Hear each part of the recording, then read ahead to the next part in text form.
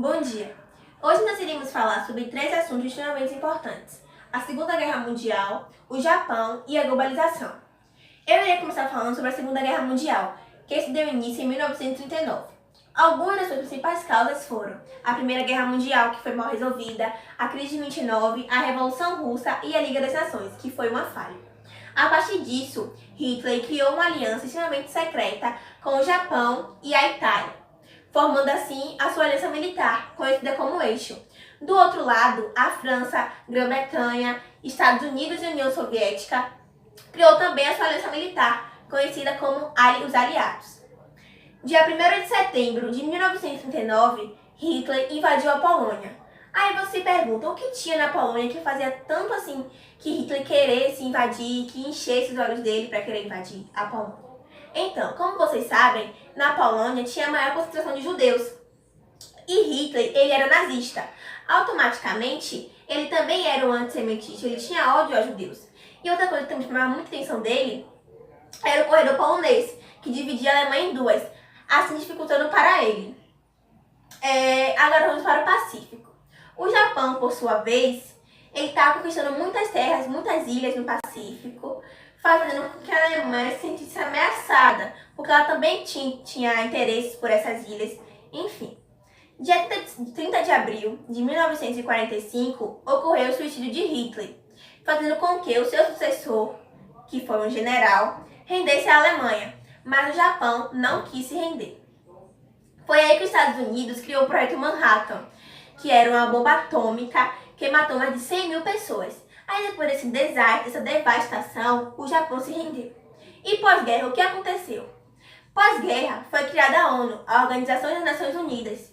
Os Estados Unidos recuperou 100% da sua economia, foi criado um muro, conhecido como Muro de Berlim, e a cidade de Berlim foi dividida em duas. Uma parte socialista comunista e a outra parte capitalista. E para finalizar, eu deixo uma frase relacionada ao Muro de Berlim. Uma cortina desceu sobre o nosso continente. As maiores e mais importantes, a de Hokkaido, Honshu, Shikoku e Kyushu. No início do século XIX, o país se mantinha politicamente isolado, opondo-se a qualquer tipo de aproximação com a civilização ocidental. Mas no ano de 1853, isso mudou, após um tratado com o governo militar japonês feito por um oficial da Marinha dos Estados Unidos. Durante a Segunda Guerra Mundial, o país se aliou à Alemanha e à Itália, formando o Eixo. E em 1941, os japoneses atacaram navios dos Estados Unidos, o que provocou a entrada do país na guerra. 4 anos depois, o país teve 2 de suas cidades, Hiroshima e Nagasaki, devastadas por 2 bombas atômicas lançadas pelos Estados Unidos. Isso provocou a rendição do país e o país teve seu território ocupado por norte-americanos até o ano de 1952. Terminando a Segunda Guerra Mundial, os Estados Unidos ajudou na reconstrução do Japão. E além disso, ocorreu uma reforma agrária promovida por tropas norte-americanas e o resgate de valores tradicionais do país, que permitiu o pagamento de baixos salários pela ideia de que o objetivo era reerguer o país. Então, isso fez com que a economia do Japão voltasse a crescer rapidamente e fez com que ele tivesse a economia que mais cresceu após a Segunda Guerra Mundial. Uma consequência negativa desse crescimento tão rápido foram os impactos ambientais. A intensa relação entre Tóquio e Osaka acabou por centralizar grande parte da atividade econômica naquela porção, e isso levou ao surgimento de uma megalópole, Tokaido, onde se dá a maior parte da população urbana do mundo contemporâneo. O grande modelo japonês de tão bem desenvolvimento dos anos 50 até o início dos anos 90 parece ter se esgotado. Ou seja, o país precisa voltar mais para o mercado interno e depender menos do mercado externo. O ideal seria um equilíbrio, que não existe no Japão. E para finalizar, vamos falar sobre os impasses atuais. O primeiro deles é o desenvolvimento da indústria armamentista, ou seja, para o país se consolidar com uma posição de grande potência econômica e político-militar, precisa desenvolver a sua indústria armamentista. E o outro é o envelhecimento da população, que se dá ao fato de que a taxa de natalidade é inferior à taxa de mortalidade no país.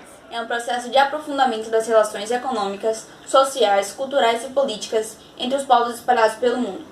Através desse processo, as pessoas, os governos e as empresas trocam ideias, realizam transações financeiras e comerciais e espalham aspectos culturais pelos 4 cantos do planeta. Este processo teve início nos séculos XV e XVI, com as grandes navegações e descobertas marítimas, onde o homem europeu entrou em contato com povos de outros continentes, estabelecendo relações comerciais e culturais. Porém, a globalização efetivou-se no final do século XX, logo após a queda do socialismo no leste europeu e na União Soviética.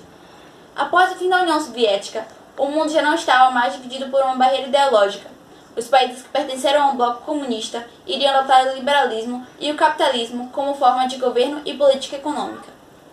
Dentro desse processo econômico, muitos países se juntaram e formaram blocos econômicos, cujo objetivo principal é aumentar as relações comerciais entre os membros. Neste contexto, surgiram a União Europeia, o Mercosul, a Comecon, o NAFTA, o Pacto Andino e a APEC. Esses blocos se fortaleceram cada vez mais e já se relacionam entre si. Desta forma, cada país, ao fazer parte de um bloco econômico, consegue mais força nas relações comerciais internacionais.